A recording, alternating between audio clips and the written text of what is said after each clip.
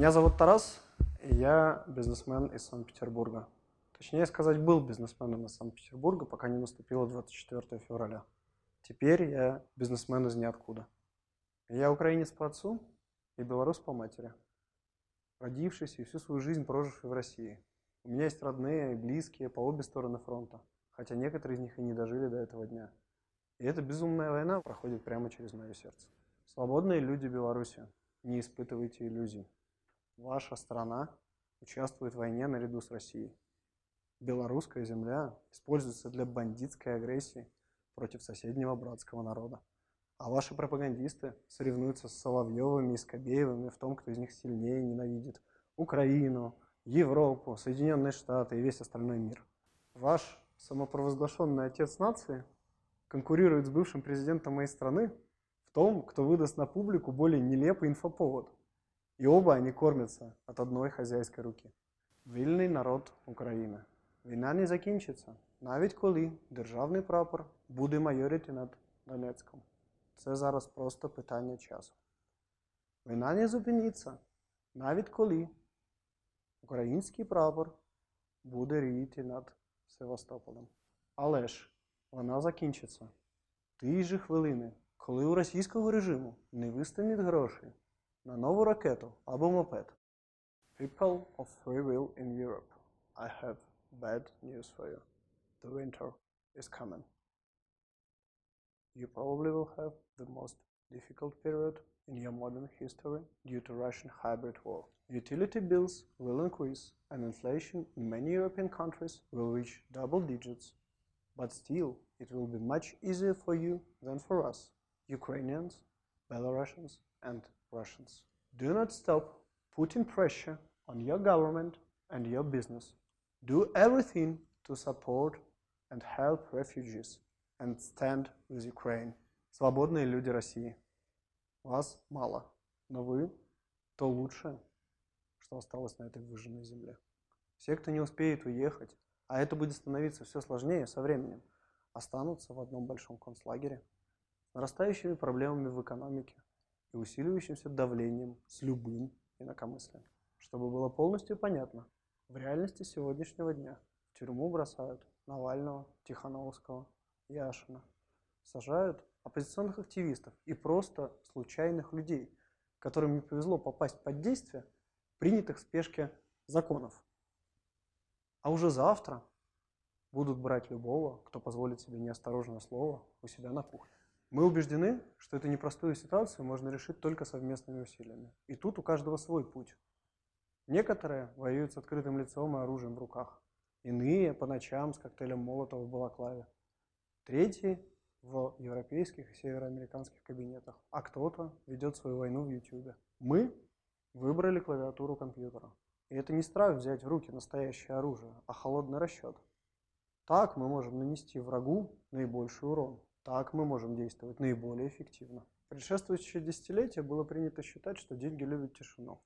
И я разделял это мнение. Мне никогда не приходило в голову публично высказываться по политическим вопросам ни внутри своей компании, ни тем более вовне. Новая реальность, которая наступила в 2022 году, породила тектонический сдвиг мировоззрения.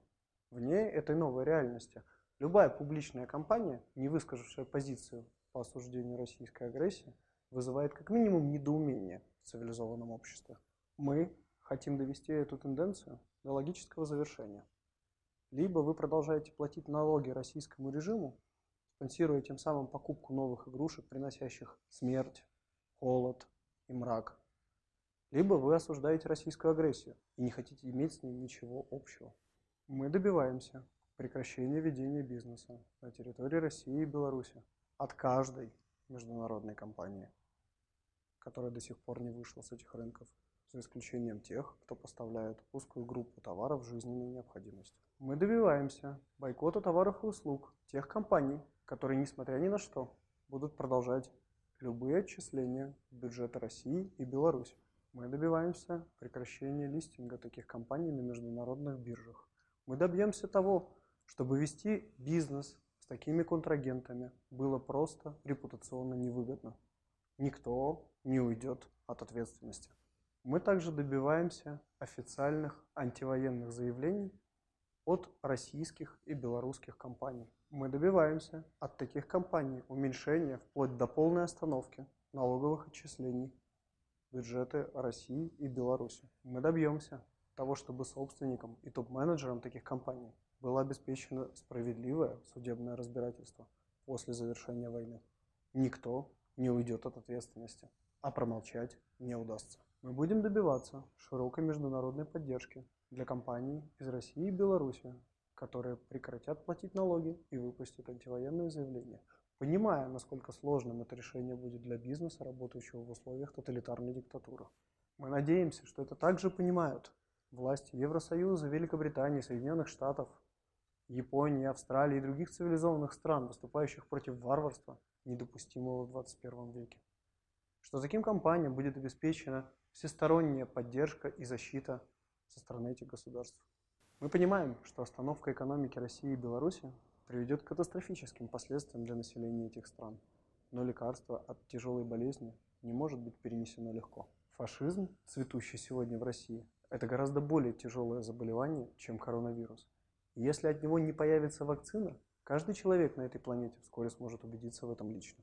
Мы сделали портал wbusiness.org, чтобы скрупулезно и дотошно внести туда каждую компанию, прекратившую деятельность в России и Беларуси, и каждую, кто продолжает вести там бизнес. Нас не обмануть выверенными пресс-релизами и юридическими увещаниями. Мы проверим все и докопаемся до истины. Никто не уйдет от ответственности. Ничто не будет забыто.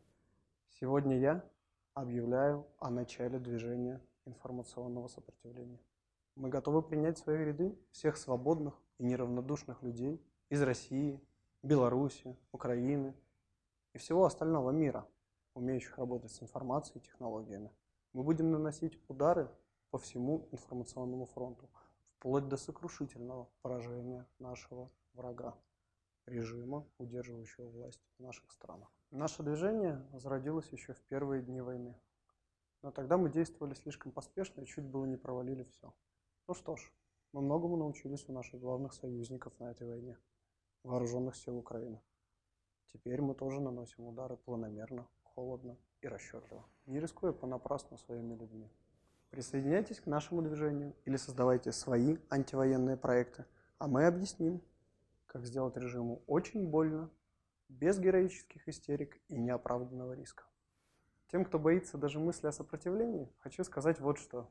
Российская репрессивная машина – такой же дутый пузырь, как и вторая армия мира. Все, что могут эти 2 миллиона опричников, намазывать трусы известного на весь мир оппозиционера с советским раствором для прочистки канализации или хватать случайных девушек, расклеивающих антивоенные ценники в магазине. Присоединяйтесь к нашему движению или создавайте свои. И мы объясним, как заставить опричников гоняться за собственным хвостом. Тем же из вас, кто хочет оставаться политически индифферентным, игнорировать ежедневный калейдоскоп ужаса в новостях с Украины или попросту спрятать голову в песок, хочу напомнить известную фразу времен гражданской войны в Испании. Единственное окно в вашей башне из слоновой кости выходит на сторону фашистов. Никто не уйдет от ответственности. Ничто не будет забыто. А промолчать не удастся. Слава Украине! Живе Беларусь! Россия будет свободной!